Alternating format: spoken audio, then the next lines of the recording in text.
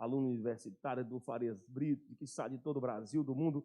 Temos aqui uma alegria enorme de nos encontrarmos para um papo cultural muito interessante, muito atual, que muita gente tem muita curiosidade, que é sobre a guerra da Rússia com a Ucrânia, ok? E o tema da conversa é Guerra, Rússia e Ucrânia, Direito Internacional e a relação do Estado Democrático de Direito.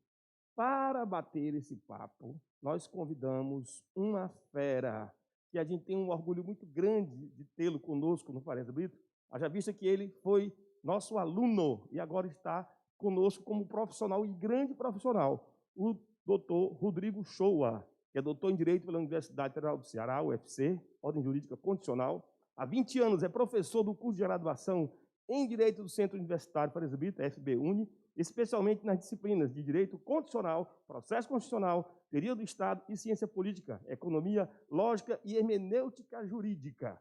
E ele tem uma história fantástica. Aí teve um cara no Farias Brito muito famoso, chamado Genuíno Salles, o grande mestre Genuíno Salles, que salvou ele. Professor, me diga uma coisa, Rodrigo Shoa, que salvação foi essa que o Genuíno lhe proporcionou? Boa noite, tudo bem? Seja bem-vindo. Muito obrigado. Eu queria saber se inicialmente eu posso tirar essa máscara. Claro que protocolo de segurança, podemos tirar. Tá, mas eu vou tirar, já fui vacinado. Também. Tá? Já peguei Covid. Também. Então, vou tirar a máscara. Vamos lá, Rodrigo. Bem, é um prazer aqui estar com vocês, aqui para todas e todos os presentes e os que estão assistindo. É um prazer essa oportunidade aqui de ser chamado. Mas, professor Tadeu, como é que você sabe disso, do professor Genuíno Salles?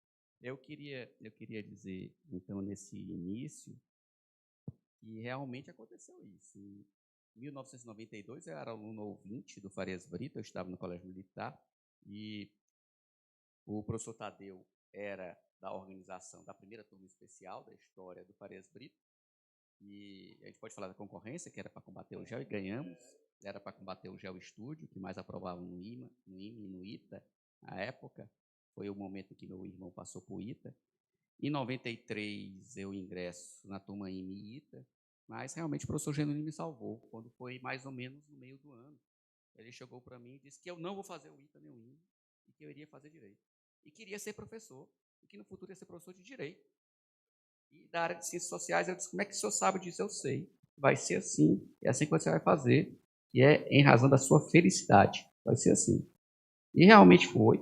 E eu tudo agradeço ao professor Genuíno Salles pelo que ele me fez, pelo que ele me ensinou, pela cultura que ele me despendeu. E quero dizer que o professor Tadeu, nos conhecemos em 92, sempre combinamos de ter uma conversa como essa, e é a primeira vez desde 92 que nós temos uma conversa como essa. Então, é um prazer, uma emoção muito grande essa oportunidade aqui. E eu quero dizer que, acima de tudo, eu tive muita sorte, tá?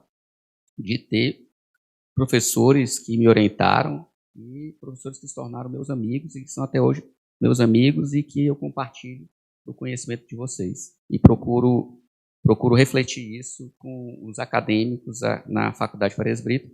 Ocasião essa que eu estou completando 20 anos que eu sou professor do Farias Brito do curso de Direito e que também desde 92 que eu lhe conheço. É uma característica, então, dos professores, talvez, que a gente é conservado, né? Nós somos conservados. Muito obrigado aqui pela oportunidade, mais uma vez, e da sua informação aí, que eu não sabia que você tinha.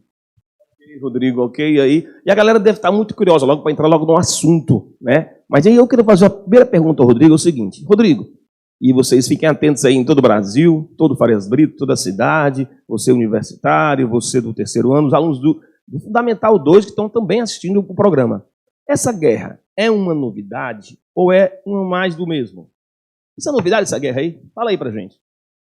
Olha, a guerra da Ucrânia, iniciada no dia 24 de fevereiro de 2022, ela é mais do mesmo e é uma novidade. Ela é mais do mesmo porque, por coincidência até, eu trouxe esse livro aqui, não sei se vai aparecer, Quem Tem Medo da Geopolítica, de um professor comunista, Leonel Itaiasso Almeida Melo, professor da USP, recentemente falecido, e que ela é mais do mesmo no sentido de que a geopolítica já explicava que guerras como essa iriam continuar na história da humanidade. e que esse livro foi a tese de livre docência do professor Leonel, e que, nesse sentido, infelizmente, esse tipo de conflito vai continuar existindo. É assim como existiu na guerra da anexação da Crimeia em 2014, da anexação da Geórgia em 2005, da anexação da Chechênia, da sua capital Grozny, também pelo russo, de uma ideia de um império. E aí vem um livro muito importante sobre isso, que é o livro Impérios, um livro recentemente publicado. E aí eu quero, inclusive, presentear o professor Tadeu com esse livro aqui, Civilização, tá? Obrigado, de Niall rapaz. Ferguson, tá? Um Obrigado. historiador britânico. E aproveitar a comparação desse livro, Quem Tem Medo da Geopolítica, de Leonel Itayasu, e Civilização, Ocidente versus Oriente, de Niall Ferguson, e dizer logo uma grande crítica que eu faço na academia brasileira, que é um fla-flu que não leva muita coisa, não leva muito avanço. Em que sentido? Lá nos Estados Unidos e na Europa, por exemplo, um historiador marxista, Eric Hobsbawm, em que, quando ele escreveu Era dos Extremos, em 1993, Eric Hobsbawm, ele dialoga com Niall Ferguson, que é um historiador de centro-direita, e Quem Tem Medo de Geopolítica trata de uma tese de livre-docência de um comunista e de um profundo conhecedor de Marx. Então, eu quero mostrar para vocês que essa ideia de tudo aquilo que é de direita não presta, ou da esquerda não presta, não. Nós temos que dialogar essas obras, ter essa visão de que, do ponto de vista acadêmico, há algo a se contribuir. E, infelizmente, com Trump, o que aconteceu aqui, o que está acontecendo aqui no Brasil, nós temos, então, extremos que não dialogam e que virou uma cultura do ódio e que não agrega em nada. Então, voltando à resposta à pergunta, de um lado, ela não é novidade essa guerra, aliás, ela é mais do mesmo, sim, mas ela é novidade, sim. Ela é novidade no sentido das reações que nós estamos tendo, e daí o título que eu coloquei para essa palestra, Reações do Estado Democrático de Direito, reações dos países que adotam o Estado Democrático de Direito. Então, há novidades. Rodrigo, algo que se repete. Desculpa. Nós podemos ter uma guerra mundial? Há possibilidade disso? A humanidade também é apreensiva. Há esse interesse? Podemos? Qual a sua opinião? Bem, uma terceira guerra mundial, a gente pode dizer o seguinte, com essa guerra colocada pelo Putin, essa guerra ela estava completamente fora de qualquer planejamento de qualquer analista, por melhor preparado que ele estivesse. Então, essa era uma guerra vista como absurdamente improvável, mas que está acontecendo. Amanhã completará um mês dessa guerra. Então, uma terceira guerra mundial, eu digo que é quase impossível, mas apenas pelo fato de eu dizer que é quase impossível, só esse quase já revela um amplo retrocesso. Porque, assim, a mera possibilidade dessa discussão já revela um perigo que a gente lograva entender que ele não estava mais dentro de qualquer possibilidade. Porque uma possível guerra mundial, usando artefato nuclear, é o fim da humanidade, não é isso? Sim, porque se você coloca, aqui eu vou colocar de um analista militar que está na Ucrânia, que é Igor Yellow, da Folha de São Paulo, que é um excelente analista militar, em que ele coloca algo já posto por Henry Kissinger e por George Kennan, ambos diplomatas, ambos mestres. Kennan, a doutrina Kennan, ela coloca justamente a própria derrota sem disparar um único tiro da União Soviética, em que ambos esses diplomatas, doutrinadores, eles colocam a ideia da teoria do dominó, que a gente discutiu, e a teoria da arma maior. Como é que é isso? É que se eu tento te matar com uma faca, você vem com um revólver, eu vou com a pistola, você vem com um fuzil, eu vou com a bazuca, e aí nesse momento, se você pensa de um pequeno artefato nuclear, algo de 5, 10 quilotons, a bomba de Hiroshima, ela teve aproximadamente 12 a 20 quilotons. Então, se você pensa uma arma, um artefato para destruição de áreas localizadas, isso vai levar a uma reação de um artefato um pouco maior, um artefato um pouco maior, um artefato um pouco maior, e aí, para se perder o controle, é muito fácil disso ocorrer. Há 10 anos atrás, mais ou menos, tive o prazer de conversar com o Coronel Leão, lá do INME, e eu fiz uma pergunta a ele: Coronel Leão, uma guerra mundial hoje em dia, isso há 10 anos atrás, quem venceria essa guerra? Ele disse: se não usar bomba atômica, artefato atômico, os Estados Unidos derrotam em 48 horas qualquer nação. Rodrigo, isso mudou, né? Não é mais assim. Isso foi há 10 anos que ele me falou isso, né? Olha, 48 horas, não sei de onde ele tirou isso não, tá? 48 horas. Se for 48 horas para invadir uma favela, eu acho que sim. Mas assim, para invadir um país, 48 horas. Eu achei um o que se achava, por exemplo, da doutrina Putin, é que seria conseguir rapidamente anexar a Ucrânia. Estamos aí há um mês, e Kiev não foi dominada até agora. O aeroporto de Kherson, os helicópteros foram destruídos ontem, anteontem. Então, 48 horas é algo lamento essa posição. Isso foram 10 anos atrás. Essa posição eu fiquei assim também, achei que 48 horas tinha que usar artefato atômico, então, né? Talvez. É isso? Aí acabava tudo. Tinha que ficar calado para não falar uma besteira dessa. Me diga uma coisa. Vamos, para você que está em casa aí, em todo o Brasil, do Farias Brito, na sua casa. Ô, Rodrigo, me faça aqui uma retrospectiva da geopolítica do mundo pós-guerra, pós-Segunda Guerra Mundial, em relação com essa guerra. O mundo pós-guerra, 1945, e a relação que existe. Existe uma relação com essa guerra? Alguma proximidade? Alguns fatos? Um fato puxou o outro? O que você pode falar sobre isso? O que nós temos é o seguinte. Um livro recente que deve ser bastante lido no mundo, é um livro recente mesmo, que é o livro Impérios, em que ele coloca o repertório imperial.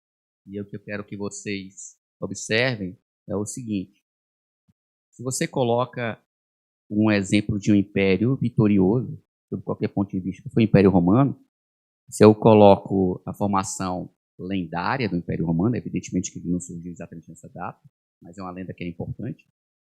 O Império Romano teria surgido por Rômulo e Remo no dia 21 de abril de 753 a.C. Teria sido derrotado com a queda do Império Romano do Ocidente em 476, com a vitória dos bárbaros. E isso para falar do Império Romano do Ocidente, mas que continuou o Império Romano do Oriente, que vai ser derrotado com a vitória de Maomé II sobre Constantino, no ano de 1453. Então, se você soma 753 a.C. com 1453, nós temos um repertório imperial de 2.100 anos. Se você coloca fora das lendas, o que foi provado, você tem mais ou menos 1.500 anos. Se você coloca o Império Chinês, você coloca algo de 1.500 anos também. Se você coloca o próprio Império Turco-Otomano, nós estamos falando agora de 600 anos. Se você coloca o Império Árabe, nós estamos falando algo de 250 anos, 300 anos. Se você fala do Império Russo, dos czares, nós estamos falando desde Pedro o Grande e Catarina, que criaram São Petersburgo. São impérios que têm mais ou menos 300, 400 anos. Então, assim, nesse sentido, professor Tadeu, a ideia do repertório imperial, que foi posto de lado depois da Segunda Guerra Mundial, ele não poderia ter sido posto de lado, porque se você coloca qualquer organização que dure mais do que 1000 anos, você não pode dizer que ela não foi um absoluto sucesso. E o contexto que a sua pergunta, que é essencial, foi posta, é um contexto que surgiu no século XX, depois do próprio imperialismo. Então, veja, a palavra imperialismo vai ser uma ideia de nova colonização, depois das expansões marítimas, uma nova colonização que vai se dar no final do século XIX, início do século XX, que vai surgir a Primeira Guerra Mundial, a Segunda Guerra Mundial, que foram guerras imperiais, então um repertório imperial. E a ideia, depois da vitória dos aliados sobre estados totalitários, sobre o Terceiro Reich, o que vai se ter então é como vamos construir um mundo em que nós não tenhamos mais uma ameaça como foi o Terceiro Reich, como foi um estado totalitário em que pregava absolutamente o genocídio de povos inteiros, de nações inteiras e religiões inteiras. Falando aqui, morreram 6 milhões de judeus, então, apenas por uma ordem direta no pessoal de Adolf Hitler.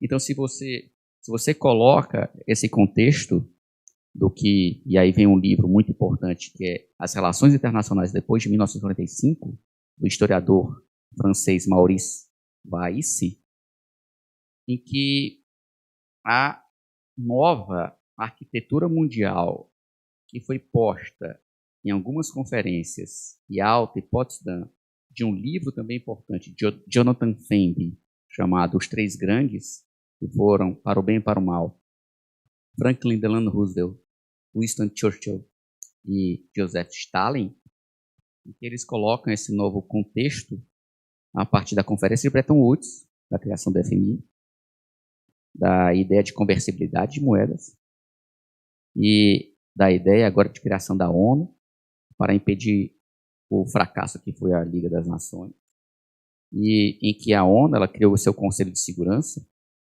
e se cria a ideia inicial da União Europeia, paralelamente à ONU, em que essa arquitetura ela foi uma arquitetura posta para resolver problemas da Guerra Fria que está surgindo e de uma ideia também de uma conotação imperial do Império capitalista, digamos assim, liderado pelos Estados Unidos e pelo Império Soviético. Então vejam uma ideia, um repertório imperial que eu estou falando e que se teve aqui um sucesso para a resolução daqueles problemas.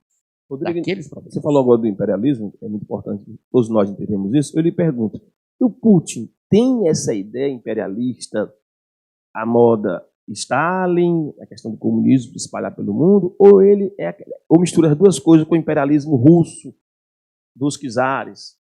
Qual a sua ideia sobre isso? Olha, a gente pode dizer sobre Putin o seguinte: o Putin não é comunista. Ele não é. Ele pensa num repertório imperial, ele pensa no império russo dos czares, ele pensa num império soviético no sentido da sua expansão territorial. Eu quero lembrar para vocês que o Terceiro Reich, a ideia de Hitler, ele pensava muito no chamado espaço vital, em que essa ideia do espaço vital ela foi copiada do Império Russo e do Império Chinês. O espaço vital, então, de uma ideia de expansão e que eu quero dizer para vocês que essa tese, quem tem medo da geopolítica, o professor da USP, Leonel Itaí Assu, ela foi baseada em Ralph Mackinder. Alguém absolutamente desconhecido na academia brasileira e leitura obrigatória dos americanos e europeus. E Ralph Mackinder, ele colocou a ideia da Heartland, em que ele disse que o coração do mundo seria a Eurásia, em que ele diz que toda a história do mundo passa pela Eurásia, para o bem e para o mal. Então, essa ideia do Império Soviético era a ideia de proteção, de se impedir do que aconteceu com a invasão da Rússia por Napoleão Bonaparte no início do século XIX e também com a invasão dos nazistas na Batalha de Stalingrado, na tomada de São Petersburgo, na tentativa de se chegar em Moscou. Então, qual é a ideia? Então, vamos colocar países que sejam países nossos satélites, que sejam a nossa bucha de canhão. Que vai ser a Letônia, a Estônia, a Lituânia, a Polônia, a Ucrânia. A Ucrânia que é agora o foco, né? Então, assim, nesse sentido, há sim uma visão de um império expansionista. Uma visão expansionista para a proteção do seu espaço vital. E aí eu quero mostrar para vocês que esse livro, Quem Tem Medo da Geopolítica, esse livro ele é essa obra do ano de 1999. Aí, galera, você, Rodrigo, com licença, 1999. Você gosta de ler, está falando sobre biblioteca, é interessante que eu não tenho esse livro, eu vou comprar, o Rodrigo me indicou conversando, e eu vou adquirir esse livro. Atenção, esse livro é muito interessante, você entender a geopolítica, a geografia do mundo, ok? Muito interessante. E, Rodrigo, você falou uma coisa interessante aí, do Napoleão Bonaparte, e foi derrotada ao invadir a Rússia, ele invadiu com 25 mil soldados, voltou com 13 mil, e das tropas alemãs também invadiram a Rússia e se deram mal, né? A Rússia, a questão do frio lá, a questão de estratégica para enfrentar, isso é meio complicado, né? Os russos sempre chamaram o seu marechal de marechal frio, ou general frio. Então, o que acontece é que se você tem um país com extensão continental como a Rússia, então você tem que ter uma logística absurda. Uma logística absurda. O Hitler teve que atravessar toda a Europa ocidental e oriental até chegar à Rússia, a União Soviética à época, assim como Napoleão Bonaparte. E aí foi o grande erro de Hitler, porque ele fez uma guerra em duas frentes. Uma guerra para a frente soviética e a guerra que se abre novamente no Ocidente a partir do dia 14 de junho de 1944, dia D. Ok. Tá ligado aí que nós estamos passeando pela história da humanidade para você entender esse conflito da Rússia com a Ucrânia. E, Rodrigo, essa pergunta talvez você tenha respondido de alguma forma, mas é bom fazer. Qual é a ideia do Putin em relação ao leste europeu? E qual é a ideia do Ocidente, comandado pelo John Biden, e a OTAN e seus países aliados? A OTAN tem uma ideia, o John Biden, os Estados Unidos, como comandante do mundo ocidental, e o Putin tem uma ideia que eu acho que você já respondeu, talvez, na questão expansionista. É mais ou menos isso, né? A ideia do Ocidente e a ideia dos russos. Qual é o ponto da pergunta? Qual a ideia principal que o Putin tem do leste europeu? Ele tem na cabeça o quê, o leste europeu? O que é que ele quer fazer com aquele leste europeu ali? Ele quer proteger? Ele quer expandir? Ele não quer aceitar a OTAN lá? E qual é a ideia do Ocidente na pessoa do Biden e da OTAN e dos aliados? Qual é essa ideia? Certo. Estou perguntando aqui para repetir o nome do livro, Quem Tem Medo da Geopolítica, tá? Só que eu quero dizer o seguinte, esse livro aqui, eu comprei na estante virtual. Esse livro aqui não é mais publicado, não. Houve uma segunda edição, em 2015, talvez tenha pela Amazon, mas também não tem mais publicação, não. E eu volto à crítica que eu fiz à Academia Brasileira, tá? Por um livro feito por um comunista, um livro que fala da doutrina de Ralph Mankinder, do início do século XX, e que, por ter sido escrito por um comunista, que escreve sobre uma obra de Mankinder, que é uma obra de um cara de centro-direita, a mostrar que nós temos uma inteligência absurda, que foi esse professor Leonel, que não teve qualquer pejo, qualquer problema em discutir ou aprofundar o microfone. Então, assim, esses livros, eles são pouco estudados aqui, na verdade não são nada estudados aqui. E aqui, antes de eu explorar também esse ponto, eu quero dizer também o seguinte, eu fiz 3 especializações na área jurídica, aí eu fiz um mestrado em Direito Constitucional na Universidade Federal do Ceará, fiz um doutorado em Direito Constitucional na Universidade Federal do Ceará, e antes de fazer o doutorado na Universidade Federal do Ceará, que não existiam, não, apenas 4 vagas que foram criadas no ano de 2011, 2012, eu fui fazer doutorado como ouvinte na Sociologia da Federal, e conheci pessoas inteligentíssimas, como o professor Linda Gondim, como o professor César Barreira, todos apresentados pelo professor Martônio Montalver, e que são professores interdisciplinares, assim como o Martônio é. O Martônio é comunista, mas estuda a direita também. Foi ele que, por exemplo, me apresentou Oliveira Viana. Foi ele que me apresentou as obras, mas eu já conheci o autor Francisco Campos, ambos da extrema direita, tá? Mas o que eu quero mostrar é que quando eu passei pela Sociologia da Federal, a Sociologia da Federal ignora o direito constitucional, e o direito constitucional ignora a sociologia, e ignora a ciência política. Isso eu quero dizer porque, com todo respeito à sociologia brasileira, a obra mais importante de ciência política brasileira é de um professor de direito constitucional que foi Paulo Bonavides, o livro Ciência Política. Né?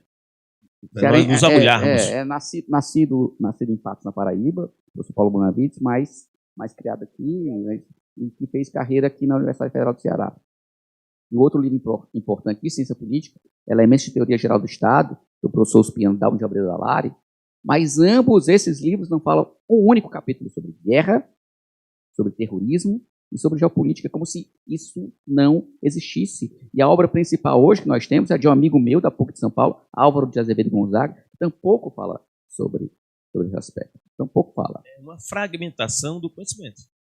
uma fragmentação em que, por exemplo, se levarmos em conta a Universidade de Chicago, na Faculdade de Economia de Chicago, em que só a Faculdade de Economia de Chicago,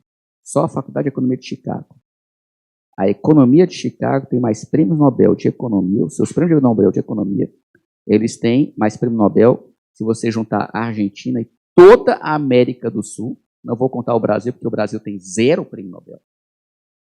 Chicago tem mais prêmio Nobel que toda a América somada. Toda a América somada. E eu quero mostrar para vocês que Chicago, o templo do liberalismo mundial, e que fez surgir alguns gênios como prêmio Nobel de Economia da década de 90, Douglas North e Milton Friedman. North e Friedman não tinham qualquer problema em ler comunismo. Não tinham qualquer problema em ler comunismo. E aqui no Brasil, esse Fla-Flu, lamento muito, ou seja, esse livro que eu estou vendo aqui, os alunos acadêmicos e interessados estão interessados, vocês vão ter muita dificuldade de adquirir esse livro. Eu tenho que adquirir vários desses livros em sebos, mas eu vou voltar à pergunta. Vou voltar na questão que eu não estava... Interesse da OTAN, do Joe Biden, dos aliados dos Estados Unidos, da Europa Ocidental, e essa coisa do Putin. Bem, o que eu quero explorar agora nesse ponto é o seguinte. Biden. Quem é Biden? Biden não disse muito aqui, veio até agora, está dizendo agora. Ele está dizendo agora. Mas eu quero mostrar para vocês que esse século XXI foi um século que essas lideranças foram de uma ampla e ensurdecedora mediocridade. Nós tivemos uma pessoa absolutamente luminosa nesse período, que foi Angela Merkel. Angela Merkel foi a grande líder, com 0 carisma, mas a grande líder com a sua coerência, com seus atos, o que aconteceu nesses inícios do século XXI. Ela pediu para sair, talvez pela chatice dessa mediocridade. Nós tivemos um Trump, em que é um pateta, é um cara completamente despreparado. Ele simplesmente não entende. E aí, o que é que o Biden está fazendo? Bem, o Biden, o que ele está fazendo, aí está tendo agora uma proeminência, vai ser lembrado por isso. Não somente ele, mas os países europeus, eles estão se unindo de uma forma informal, de uma forma não pré-combinada, até porque essa guerra foi completamente de surpresa, apenas alertada pela inteligência dos americanos, e em que nós estamos tendo agora, do ponto de vista do direito internacional privado de empresas, uma união que nunca existiu. Eu quero voltar a esse ponto. Nós estamos tendo agora também uma fortíssima reação de países que espalmam esse Estado Democrático de Direito, em que eles estão combinando se unir contra o seu inimigo comum. Eu quero lembrá-los que essa guerra ela foi uma iniciativa unipessoal de uma pessoa só, Vladimir Putin, em que eu comentava muito com a minha esposa o que acontece lá na Ucrânia. A Ucrânia ela tinha completo pavor, porque ela sabia que não tinha chance do ponto de vista militar de enfrentar o poderio russo, em que nos últimos 20 anos, em vários anos, meu ditador, Putin ele mandou investir 20% do PIB em forças armadas. 20% do PIB. Quem investe isso talvez no mundo? Talvez ninguém. Não. Os americanos eles chegaram a ser apogeu a 13, 15% do PIB no apogeu da Guerra Fria. Talvez no governo Eisenhower 15, 20, duvido que tenha chegado a isso aí, mas nos anos Putin 20%, 15 a 20%. A Europa, os países europeus, elas investem de 2% a no máximo 3% do PIB em forças armadas. E os americanos investem 3% do PIB em forças armadas. Isso talvez venha a mudar, né? Talvez venha a mudar. Aí vem aquela outra pergunta, que é a questão do social, da qualidade de vida bacana para investir em tecnologia, uma qualidade melhor de vida, e os países do Ocidente, dependendo dessa guerra aí, se armar, usar verba mais para questões militares. Pode rolar isso? Pode acontecer isso? Sim, infelizmente isso vai acontecer. Eu vou dizer talvez não, vou dizer com certeza isso vai acontecer. Tá? Então, o que é que nós temos? Recentemente saiu um artigo na Folha de São Paulo do Harari, aquele historiador judeu e de Israel, tá? Que escreveu aquele livro Sapiens, em que muita gente tem preconceito do livro Sapiens, porque a Dilma Rousseff tinha dito que tinha lido esse livro, então não liguem para esse aspecto, é um livro excelente, tá? E ele fala do repertório imperial. O Harari, ele fala do repertório imperial, tá? E ele fez um artigo muito recente, muito feliz, sobre a vitória dos países que espalmam essa doutrina liberal do Estado Democrático de Direito. E que diz assim, Putin já perdeu. Então, uma vitória que já está acontecendo, porque do ponto de vista da opinião pública, eu quero mostrar para vocês o seguinte. Fake news. Isso foi uma invenção do Trump? Não, o Trump é um pateta. O Trump é um pateta, mau caráter. Aí alguém fala assim, como é que você é fã do Trump? Ele espalma direito. Ele não sabe nem o que é ideia de direito. Ele não tem formação de direito. E o pessoal admira um cara que explorou a economia em jogo, em cassinos, em especulação imobiliária. Ele não foi de imobiliária que constrói. É de especulação. Em Las Vegas e Nova York, principalmente. Olha, jogo tem prostituta. Jogo tem vício. Jogo tem drogas. Então, um cara que apoia um negócio desse, como é que um cara desse é levado a sério? Mas tira esse pateta. Tira a Dilma também, esquece aí. É até triste de pensar essas duas pessoas. Mas o que eu quero mostrar é que está tendo essa reação desses países, mas o que aconteceu é que os países acordaram e que nós temos vizinhos que são perigosos. Nós temos vizinhos que estão se armando na Rússia e que eu quero que vocês esqueçam desse clichê que diz assim, cão que ladra não morde. Esse clichê é falso, tá, pessoal? Cão que ladra morde, tá? Então, quem está se armando muito, não está se armando para brincar, não. Isso vai levar a um contexto muito ruim, a um retrocesso muito ruim, porque o que nós temos depois da Segunda Guerra Mundial vai ser o avanço do Estado Social de Direito, no que ele teve de bom, mas com uma superioridade do Estado Democrático de Direito. Então, o que eu quero mostrar para vocês é que nós tivemos 3 estados constitucionais, o Estado Liberal de Direito, o Estado Social de Direito, mas o Estado Social de Direito foi um desastre, na medida em que, para se entregar direitos sociais, como educação, saúde, alimentação, lazer, segurança, trabalho, regulamentação jurídica da relação capital e trabalho, previdência social, assistência, ou seja, tudo aquilo que está previsto no artigo 6º da Constituição Federal, o que se tem agora é que, nesse período, se coloca quem é que entrega os direitos sociais. Quem entrega os direitos sociais é o Poder Executivo. Então, para se entregar esses direitos sociais, que é o Poder Executivo, então vamos dar poderes ao Executivo. Isso permitiu uma hipertrofia do Executivo. Essa hipertrofia do Executivo fez com que Getúlio Vargas decretasse um golpe de Estado em 1937, com o Estado Novo. Aí nós vamos ter agora a direita com amplos poderes hipertrofiados de Francisco de Oliveira Salazar em Portugal. Isso vai acabar com a Revolução dos Cravos. Em abril de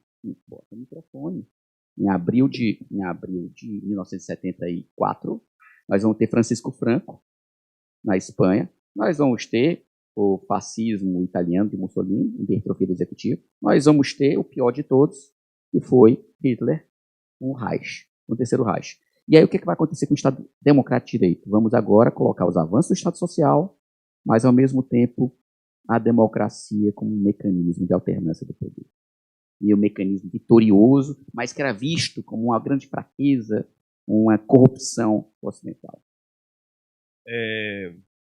Aqui nós temos uma perguntinha interessante. A Rússia colocando condições para parar a guerra. Ele diz o seguinte, cessar a ação militar, neutralidade ucraniana, inclusive com uma emenda constitucional dizendo que a Ucrânia terá que ser neutra. Reconhecer a Crimeia como território russo. Reconhecer a independência da República de Donetsk e Luhansk. Rodrigo Shoa, isso vai rolar? Isso é uma coisa maluca desse cara. Olha a situação geopolítica daquela região e de como ele pensa isso aí. E o cara tá blefando, como você disse, ele blefa, né? Ele ficou calado e invadiu, e está invadindo, né? O que você acha? A Ucrânia vai abrir isso aqui? Olha, esse acordo vai rolar? O que eu comprei para o meu filho e para minha filha foram as fábulas de Esopo, por exemplo. Maravilhoso. Nas fábulas de Esopo, e tem a história do cordeiro e do lobo, que está lá o cordeiro, ele fica se justificando, porque o lobo quer atacá-lo. Olha, a história, para quem não sabe, assim, tem um rio, e está aqui o lobo na parte de cima do rio, está o cordeiro ali, e ele diz, por que você está tomando minha água? Aí o cordeiro, eu não estou tomando a sua água. A água o senhor tomou primeiro. Por que você me olhou feio? Eu não olhei feio, eu sou cego de um olho. Por que você fez aquilo? Eu não fiz. Por que você estava naquele canto? Eu não estava. E por que você é contra o carnívoro poder comer? Eu não sou contra, isso é da lei da vida. Então, aí eu justifiquei tudo, e agora? Não, eu vou me matar, porque eu vou lhe matar. Então, assim a fábula. Então, Putin, ele ladrou, começou com a Geórgia em 2005, com a Chechênia, ou seja, já um histórico de atitudes unilaterais desse tirano. E dessa história, agora, nós temos a seguinte visão. Bem, como é que é a entourage do Putin? Aí você diz assim, Rodrigo, você sabe até disso. É assim, os governos ditatoriais, eles são todos muito parecidos. O tirano, o ditador, ele mata ou afasta toda e qualquer oposição, ele a esmaga. Isso aconteceu nos últimos 20 anos. Isso acontece em toda a época, desde as múmias. Pode ser de esquerda, pode ser direita ou esquerda. Então, você verifica isso com Putin, você verifica isso com Hitler, você verifica isso com Getúlio Vargas, você verifica isso na ditadura militar, você verifica isso em Cuba. Então, a ditadura, ela vai ser um Estado profundamente autoritário, que é diferente do totalitarismo, profundamente autoritário, vai ser esmagado qualquer tentativa de oposição, vai ter um grupo de puxa-sacos que vai dizer aquilo que você quer escutar. E isso vai impedir o pensamento crítico, que já é um dos defeitos do Estado autoritário. Então, a visão de Trump, e ele não escondeu dos artigos que ele escrevia, em que ele dizia assim, eu quero voltar a essa visão imperial, do Império Soviético, do Império Czarista. Eu quero voltar a essa ideia de espaço vital. E nisso aí, se eu consegui a Geórgia em 2005, consegui a Chechênia, ninguém achou ruim. Consegui em 2014 a Crimeia. Dominei. E houve pouca discussão. Então nós temos agora que a Alemanha cometeu uma grande besteira. Depois de Fukushima, a Alemanha desliga todas as suas usinas nucleares. Então, a dependência da Alemanha, o principal país, o principal país da sua liderança cultural, histórica e econômica de toda a Europa Oriental e Ocidental. Então, eu espero sair para o Merkel, porque ela podia liderar. Então, nós não temos mais uma líder. Nós não temos. A única líder era ela. E aí eles estão dependentes do gás. Na visão dos autocratas, a democracia é sempre algo que reflete uma visão fraca, uma visão decadente, uma visão de Estado consumidor, que esses atos aí são atos de fraqueza, então as empresas vão querer sempre lucrar, o país vai depender da sua energia, então eu vou dominar a Ucrânia rapidamente, eu vou dominar Kiev rapidamente, porque quem domina a capital corta a cabeça do país. E aí, eu conseguindo isso, não vai ter muita reação não, porque eles dependem da gente. Combinei com a China um mês antes, A China pediu até para que a guerra fosse realizada depois das Olimpíadas de Inverno. Então, está tudo combinado, vai ser rápido, vai ser uma vitória, e a reação vai ser a menor possível. Vão colocar sanções. Essas sanções já estou acostumado desde 2014. Então, vamos ter uma rápida vitória, e aí vai ser um outro degrau para a minha expansão.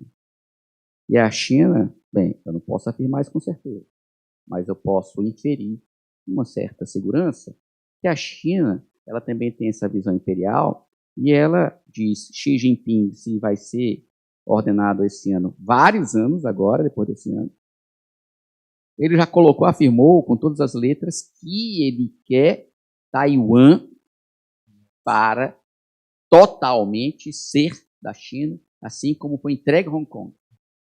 Então, se ele quer isso, a China está acompanhando. Vamos ver o que vai acontecer. Tá na dela, né? Vamos ver o que vai posição, acontecer. Né? E o que está acontecendo ninguém esperava. Essa fortíssima reação do Estado Democrático de Israel. Essa fortíssima reação de países e essa fortíssima reação, apesar da ONU não poder mais corresponder, porque a construção da ONU, essa arquitetura que a ONU fez, ela não era uma arquitetura feita para se impedir uma terceira guerra mundial de duas ideologias, em que a ideologia comunista ela não existe. A China não é comunista. Os países que são comunistas é um dinossauro chamado Coreia do Norte, é outro dinossauro chamado Cuba. Cuba, o que é hoje Cuba? Cuba é um jardim zoológico, para quem quiser ir para lá, para ver pessoas infelizes que são presas lá. Então, é isso. Assim, então, o que Putin esperava não aconteceu. E Putin, com certeza absoluta, não esperava essa reação que está acontecendo, que é uma coisa maravilhosa. Rodrigo, o bom aqui é que tem gente mandando aqui recado para a gente. Tem um aluno disse assim, o Pedro Ribeiro, ele é ex-aluno. Até que ponto a fragilidade dos líderes atuais, políticos, foi determinante para que Putin fosse a guerra?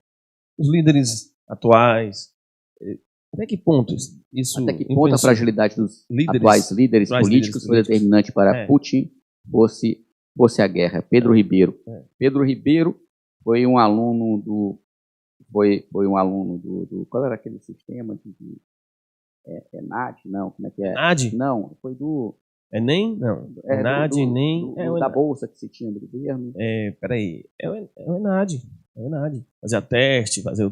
O Pedro Ribeiro, ele foi um dos melhores alunos que eu tive até hoje. Só pode ser... Pedro, por favor, confirme que seja você, tá? Se não for, então desculpa. Mas um abraço também. E o Pedro foi meu estagiário. Eu fui, com muita honra, assessor da desembargadora da SEMA, e o Pedro ficou no meu lugar.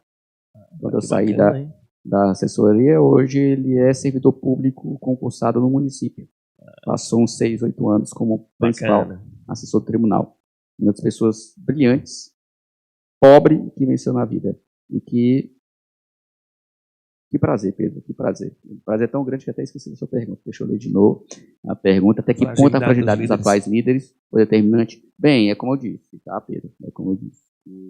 O que aconteceu é que nós tínhamos uma liderança da Angela Merkel e uma ampla mediocridade. Uma liderança de Trump não é liderança, tá? É confusão. É desinformação, tá? Então, essa fragilidade era algo que levava a se contar na estratégia tanto de Putin quanto dos chineses. Isso do meu ponto de vista. Mas, do ponto de vista, eu quero que vocês percebam, tá? Embasado, tá? Não é eu achar. Ok. A galera da 8ª série do Farasbito Aldeota mandando aqui um abraço pra gente. O pessoal da 6ª série, da 7ª, da 8ª, do 1º ano, do 2º ano do ensino médio estão assistindo esse programa, esse encontro maravilhoso com o professor Rodrigo Show. Então a gente manda um abraço para todos vocês, um beijo especial para todos vocês. Tem uma pergunta interessante que seria a minha próxima pergunta. É assim, e as sanções econômicas impostas pelo Ocidente irá impactar a economia e a vida do povo russo? A pergunta que era essa, mais ou menos. Meu amigo Aloysio Martins. Tadeu, eu prefiro ler a pergunta do Aloysio. Você já sabe, meu amigo, já sei como é que você pensa. Quero saber como é que pensa o Aloysio. Aloysio, um abraço, tá? Quanto às sanções impostas às pessoas físicas, tais como oligarcas, atletas, intelectuais, não seria um precedente perigoso? Penso que pode ensejar um novo tipo de antissemitismo a essas pessoas, não? Bem, assim. Nós estamos numa fase de fla-flu. O que as mídias sociais elas trouxeram é muito mais ódio e divergência do que concordância. Dito isso, então, esses oligarcas russos, eles surgiram desde a queda do Império Soviético, em 91, e com o governo de Boris Yeltsin, e depois de Putin, em que esses caras eles pegaram estatais absolutamente gigantes e compraram elas na Bacia das Almas, tá? Então eles depredaram o país e se tornaram absolutamente bilionários do dia para a noite. Tá? Então foram atos de corrupção, sim. Atletas intelectuais, bem, atletas não são intelectuais. Intelectuais, eu não sei, assim, intelectual gostar de uma guerra unilateral, tá, Luiz? E quanto a atletas, estamos vivendo na era da desinformação. Então, o período que era para ter mais informação na história da humanidade é uma era de desinformação com as fake news, e que eu volto, assim, as fake news surgiram na União Soviética. O marketing soviético era muito superior ao marketing capitalista, até porque o capitalismo não se preocupa muito com isso. O capitalismo se preocupa em ganhar dinheiro. E o marketing soviético era muito mais bonito, era muito mais crível, em certo sentido. Então, isso continua. Tá? Então, minha amiga Luísio Martins, acredito que seja o irmão do Cabeto. Daí uma pergunta com essa profundidade. Acredito que seja. Obrigado pela pergunta. Mas se é perigoso, Aloysio, não seria perigoso com as pessoas. Nós estamos vivendo num período perigoso. Nós estamos vivendo num período muito perigoso, justamente com essa desinformação. É aqui eu quero contar uma historinha. Posso contar uma historinha? Oh, claro. O professor Paulo Bonavides. Eu passei muito tempo indo para casa do professor Paulo Bonavides. Tá? Muito tempo. Coisa maravilhosa. Muito tempo. E na década de 90 e início do século XXI, o professor Paulo Bonavides, quando ele aparecia na Faculdade de Direito, em 2003 eu fui aluno do mestrado do professor Paulo Bonavides. E o professor Paulo Bonavides era uma pessoa profundamente entusiasta do mundo. O professor Paulo, eu fui pedir a bênção dele para ele participar na minha tese de doutorado em 2016, no ano de 2015. E ele já estava com 93 anos de idade e estudando. Quem quiser conferir no meu Facebook, tem lá a foto pedindo a bênção dele. E de outra lenda, o professor Carlos Roberto Martins Rodrigues. Rodrigo, para quem não conhece, pessoal, o Paulo Bonavides é um dos maiores intelectuais do nosso país. Não é isso, Rodrigo? Um dos maiores intelectuais do nosso país. E nordestino. Uma grande passagem com a vida quase toda aqui em Fortaleza, como o Rodrigo nos falou. Continue, Rodrigo. A história é a seguinte. Final da década de 90, eu me encontrando com ele na Faculdade de Direito. No ano de 2003, eu aluno dele. Eu era aquele aluno que acabava a aula, ficava do lado dele, levava o livro dele, foi um professor que levava, professor genuíno, e ele levava água, copinho da água. E ele dizia o seguinte: Rodrigo, você sabia que nós vamos entrar no século das luzes? Vamos ter um novo renascimento nesse século XXI. Que coisa linda que vai acontecer, Rodrigo. O que vai acontecer? Rodrigo, você conhece a minha biblioteca. E eu passei uma vida toda para construir aquela biblioteca. E agora a internet vai propiciar livros clássicos, que são caros, vai propiciar o acesso a esses livros gratuitamente. E essas mídias sociais vai propiciar agora uma difusão de ideias e de discussões que vão chegar a um alto nível. E teremos um renascimento, vai ser uma era belíssima. E como eu queria viver nessa época, ter a sua idade. 2015. 2012, enquanto o professor Paulo Bonavides, ele disse assim: Rodrigo, como eu estava errado. Não houve a menor preocupação em se adquirir essas obras. Não houve a menor preocupação. Não são jovens, são todos.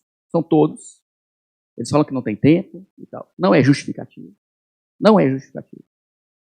E essas mídias que deveriam ser justamente o acesso a uma ampla ágora mundial de difusão de ideias, elas só servem para disseminar o ódio e a divergência, e é algo que, no grito, o outro acha que venceu a discussão.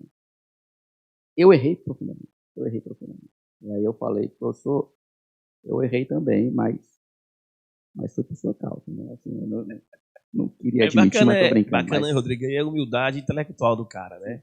Um cara que é um grande sábio, no entanto, tem a humildade de dizer, não, eu errei, eu pensava desse jeito. Não, eu quero né? dizer que eu errei também, estou brincando, então falei isso aí, não falei que a culpa era dele. Tá, o professor Paulo Navides foi um gênio em toda a acepção da palavra. Toda a acepção da palavra.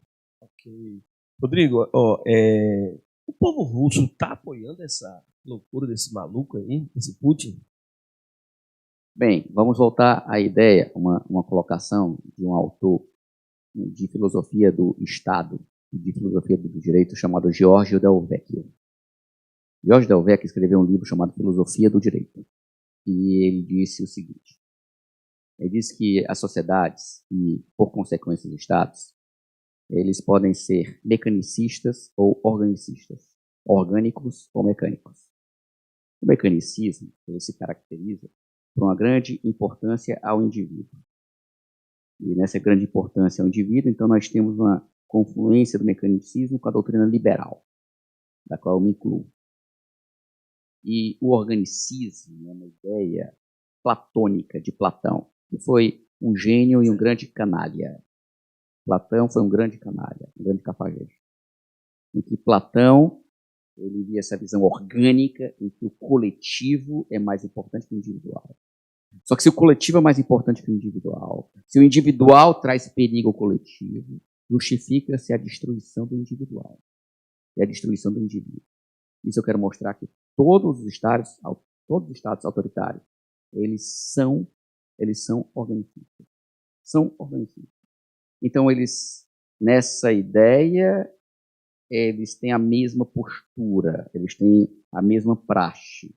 Eles dominam os meios de comunicação, eles prendem e matam a oposição.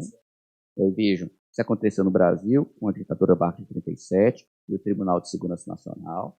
Isso aconteceu no Brasil em 64, até chegar ao AI-5 em 68, aí ao apogeu da perseguição e a ditadura militar. Então, veja, se eu sou de centro-direita, eu vejo a ditadura de direita e de esquerda, todos como cafajestes e canalhas.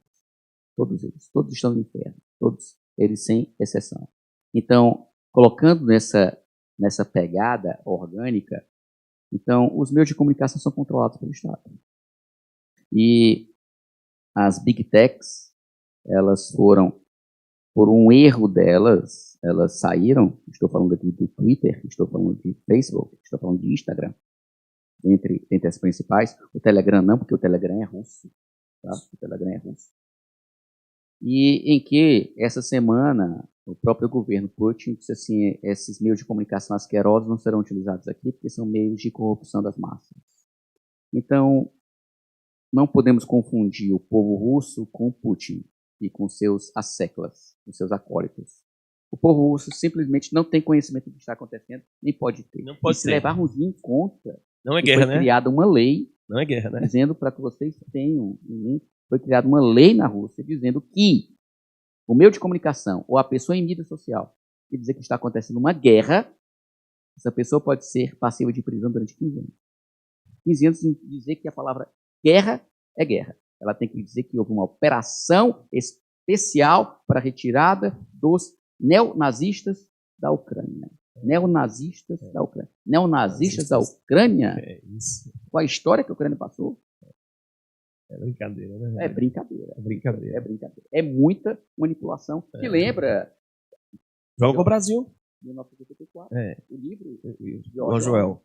E também, a nova Rodrigo, língua. podemos até falar também, Rodrigo, que alguns historiadores, algumas pessoas dizem assim, não houve golpe militar, houve foi uma revolução que mudou o país. Né? Foi um golpe militar no país, você acabou de falar sobre isso, né? O presidente não pôde assumir, foi depois, entrou uma junta militar, aí começou aquele regime militar que foi até, o Brasil só se redemocratizou em 85, primeira eleição direta no Brasil. Intelectuais foram perseguidos, professores das universidades. Como é que não foi? Houve uma ditadura no país, sim. Eu vou dar uma palhinha sobre isso. Para voltar ao nosso assunto, para a gente não fugir da temática. Uma palhinha que eu vou dar vai ser Paulo Bonavides. Tá? Vai ser o livro de ciência política dele. E vai ser o livro também de Dallaire. Tá? E eu vou dizer o seguinte. O que é que difere, no que é que parece a revolução com o golpe de Estado? A revolução e o golpe de Estado se parece no sentido de que são movimentos anticonstitucionais. Ou seja, eles desrespeitam a Constituição e são mecanismos ambos de ruptura do poder. Ok.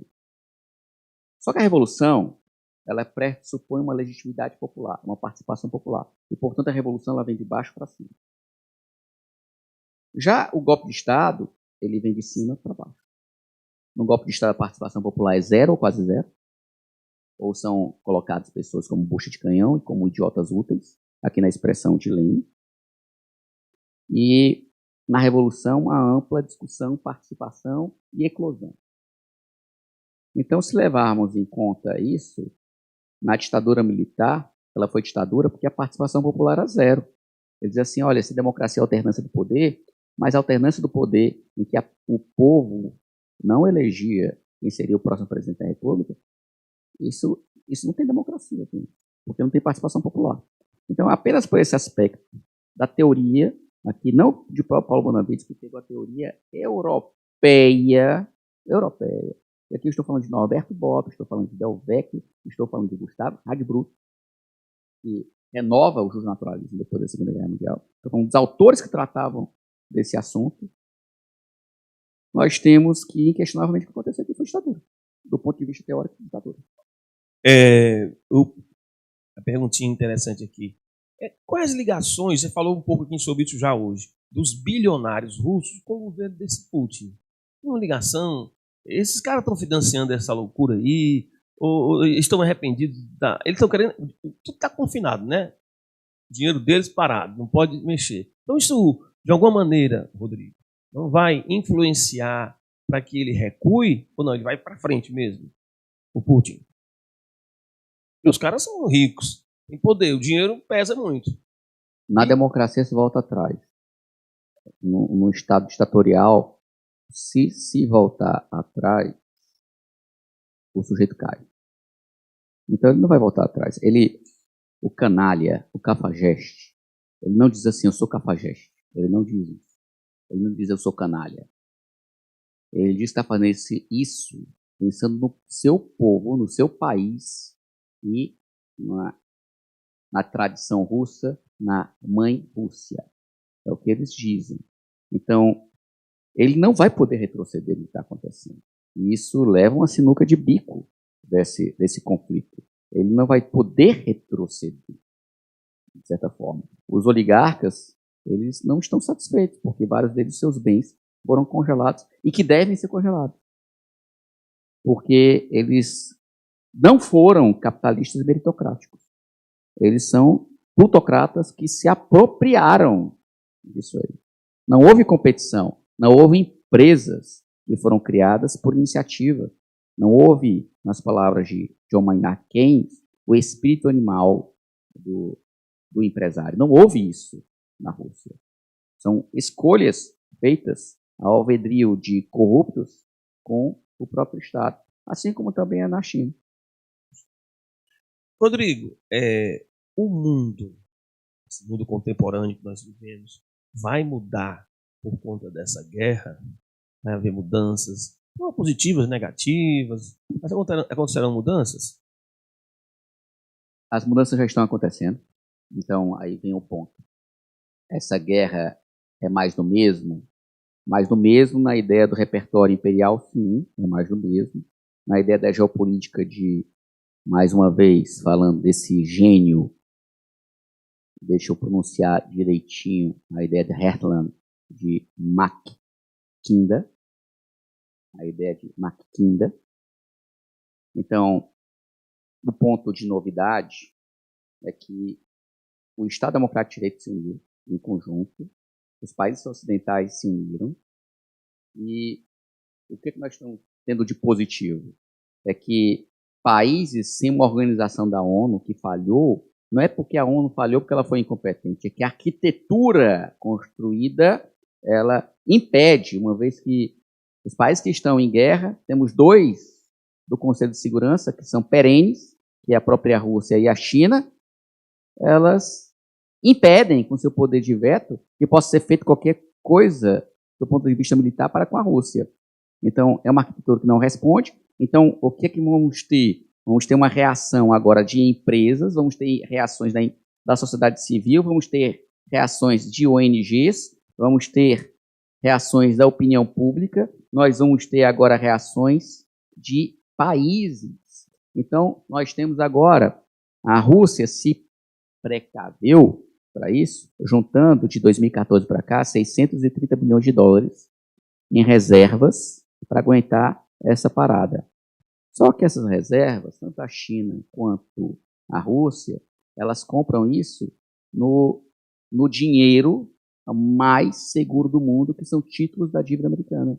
Então, esses títulos da dívida americana, desses 630, 300 foram automaticamente confiscados pelos americanos e pelos europeus. Ou seja, metade foi tomada. Então, nós estamos tendo uma reação em que mostra que, olha, tirano, pensa bem o que você está fazendo. Isso não vai ser fácil, não.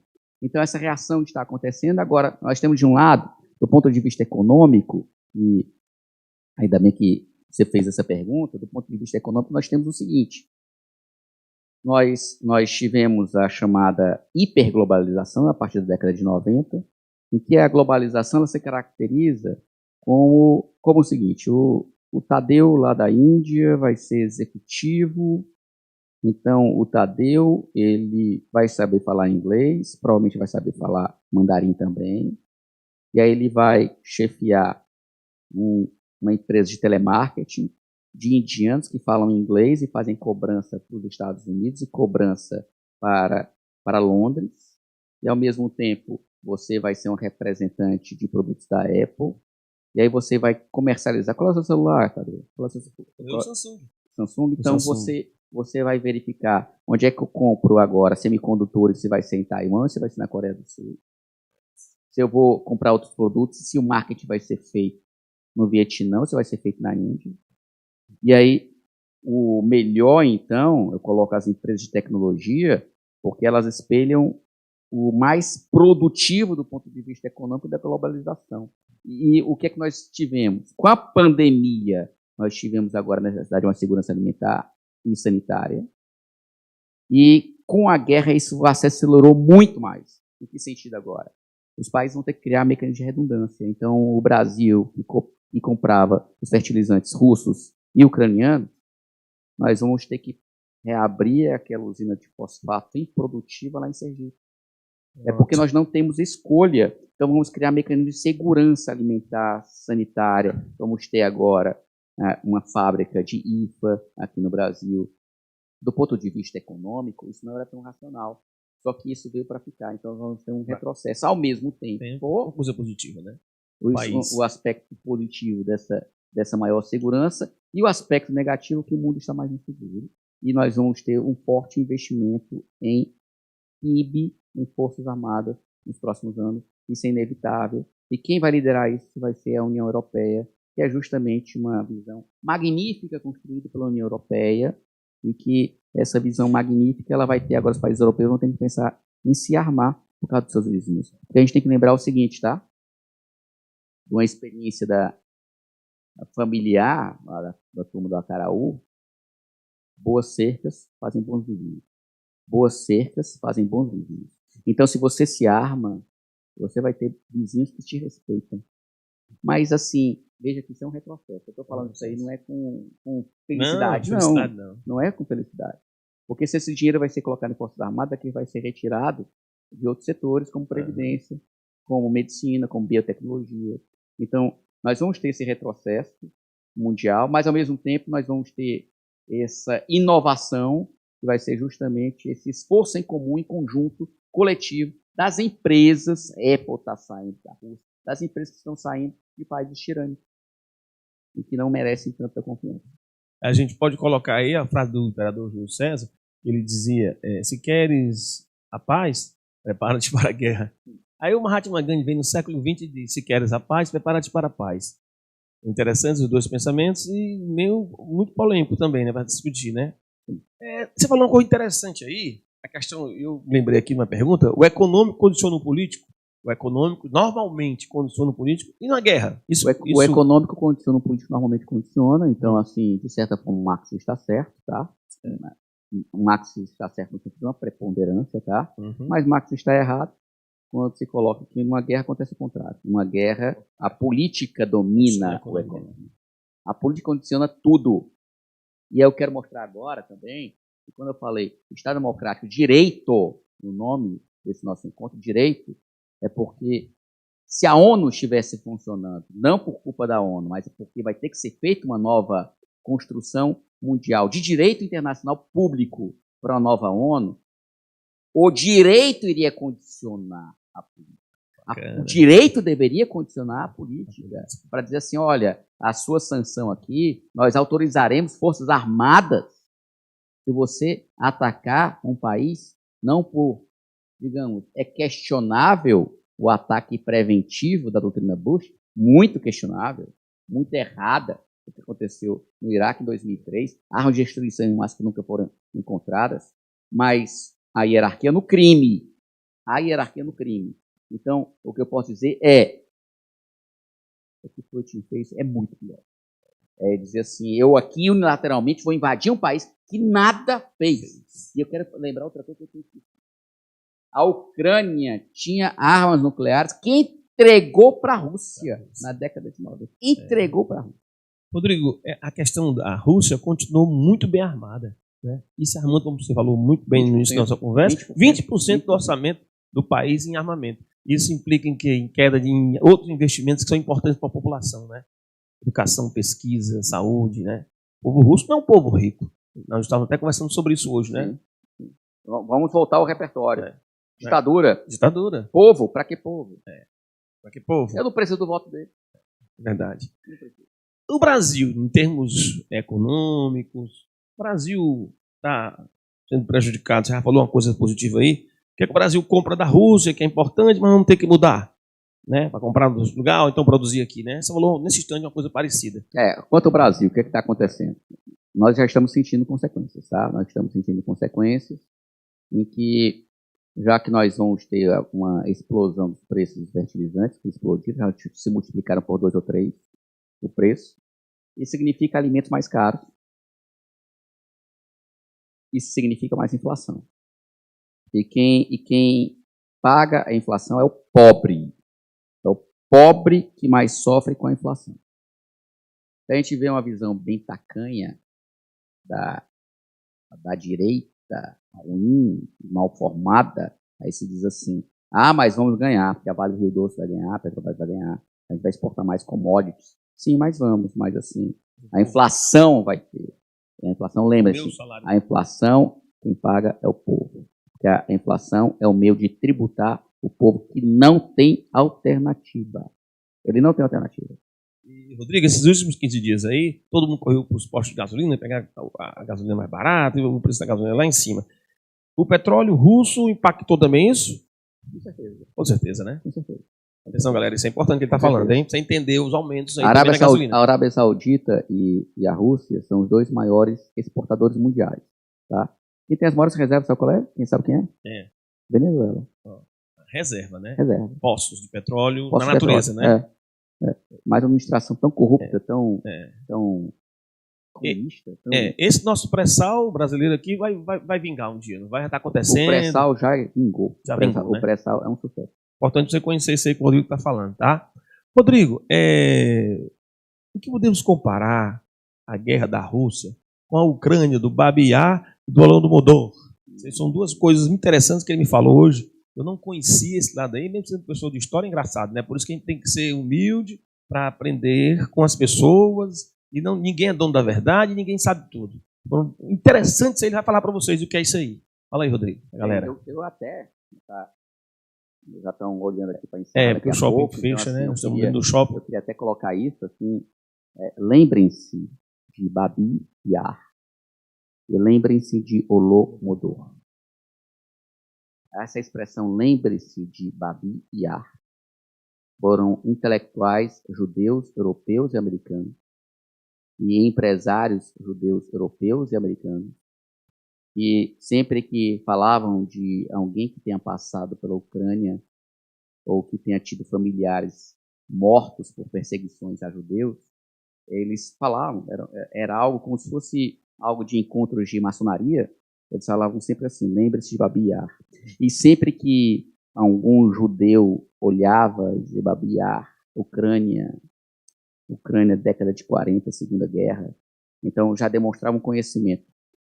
Babi Yar foi o seguinte: nos arredores de Kiev, há uma ravina muito grande, uma quase fossa mais natural, em que nessa ravina, quando os nazistas chegaram à Ucrânia, invadiram a Ucrânia, eles chegaram à capital Kiev e disseram o seguinte: olha, nós somos da Einsatzgruppen, da SS, e queremos agora que os judeus eles se identifiquem no dia tal, tá? Identifiquem-se aqui, para a gente fazer aqui um recenseamento, tal, para a gente não saber quem é comunista, saber quem não é, quem é intelectual, por favor. De boa fé, 33 mil judeus, eles se apresentaram, eles foram levados para a ravina de Babi Yar. Então, a ravina de Babi Yar, vocês verem na foto, é assim.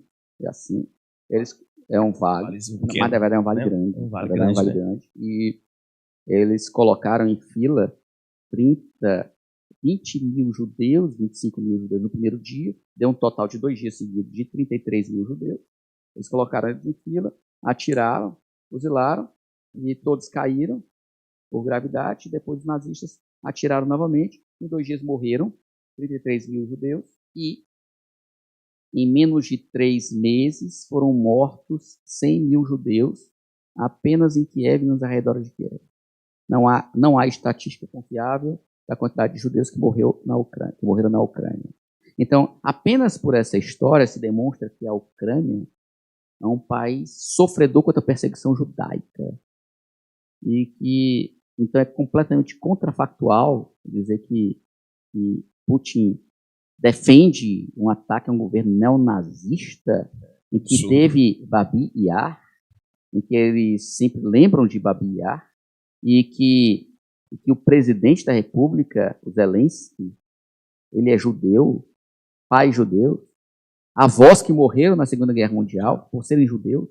Então, assim, é completamente contrafactual, é ridículo. E é ridículo que acreditem nisso, porque existem as brigadas de Azov, comandos, em que são comandos forças especiais, que têm simpatia ou são neonazistas. Bem, as forças especiais, muitas delas, elas têm tendências radicais. Isso não é somente da Ucrânia. Quem conhece as Forças Armadas sabe que as Forças Especiais, existem nichos delas que são extremamente radicais. Porque a função deles não é serem ideólogos, a função deles é serem comandos. Simples assim. Holodomor, década de 30.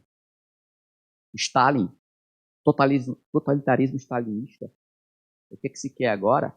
Vamos agora controlar a área mais produtiva da União Soviética, que é a Ucrânia, em que a Ucrânia é conhecida durante séculos pela sua altíssima produtividade e fertilidade de seu solo, e vamos tirar todo o trigo e a produção agrícola desse povo durante os anos de 31 a 33. E aí milhões de judeus, de ucranianos, os cálculos mais conservadores falam de 5 milhões, outros cálculos falam de 14 milhões de pessoas que morreram de fome, em que os relatos históricos era o forte cheiro de pessoas mortas nas ruas, e vários relatos históricos também de canibalismo que aconteceu lá. Então, queridos, lembrem-se de Holodomor e de Babi Yar, para que não se repita um novo Holodomor, um novo Babi Yar. O mundo está certo em reagir contra esse tirano. E aqui eu também afasto a doutrina marxista, que não há bons ou ruins. Às vezes, você consegue falar que são vilões. Assim como eu falo, com toda a sinceridade da alma, que Putin está sendo um grande vilão, que ele seja perseguido, que ele pague pelos seus atos. Ok. Nós estamos chegando, nós podemos esticar mais, porque o shopping fecha, o FBI 10 ele funciona dentro do shopping aqui em Fortaleza, em Iguatemi, um dos grandes shoppings aqui da cidade. E tem um horário para encerrar. Papo maravilhoso, eu acho que vocês saíram ganhando demais, você do Brasil, você do Farias Brito, você do Ceará, enfim, que sabe do mundo. Ganhou esse presente, esse auxílio luxuoso, foi conversar com o professor Rodrigo Show, que a gente tem todo o orgulho de tê-lo aqui, porque ele foi nosso aluno, ele começou nessa casa, ele estudou aqui, ele conheceu os mestres daqui, e ele é professor da universidade, ele é um polimata, vocês notaram? Porque A pessoa que é um polimata é um ser humano que conhece muitas coisas, tem vasta cultura. Ele não é só um advogado, não é só um doutor em direito. Ele é um pesquisador, historiador. Tive o prazer de conhecê-lo.